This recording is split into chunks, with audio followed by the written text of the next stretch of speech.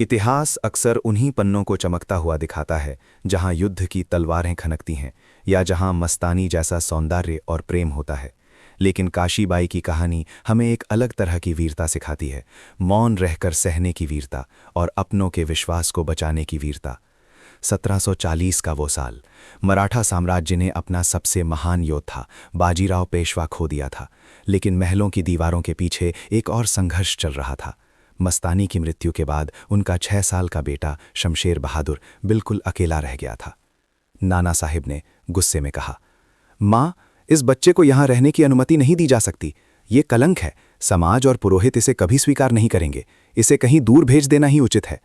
काशीबाई शांति और गरिमा के साथ नाना साहिब को बोली, पुत्र, समाज क्या कहता है उससे बड़ा ये सत्य है कि इस बच्चे की रगों में रक्त बाजीराव का है, और अगर आज बाजीराव के अंश को दर दर भटकना पड़ा तो ये अपमान पेशवा कुल का होगा, मेरा होगा। नाना साहिब बोले, परंतु माँ, लोग क्या कहेंगे? काशीबाई ने मजबूत स्वर में कहा, लोग कहेंगे कि बाजीराव की पत्नी ने अपने पति के प्रेम का अपमान नहीं बल्कि सत्कार किया है। ये बच्चा आज से मेरा पुत्र है।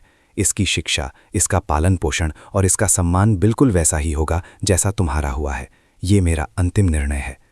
बाजीराव ने साम्राज्य जीता, मस्तानी ने बाजीराव का दिल जीता, लेकिन काशीबाई ने अपनी गरिमा और त्याग से पूरे मराठा इतिहास का सम्मान जीत लिया।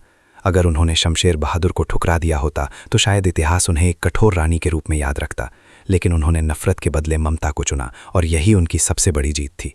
अगर आपको ये इन्फॉर्मेशन पसंद आई तो कृपया लाइक और सब्सक्राइब कीजिए, और हाँ, कमेंट करना मत भूलिए।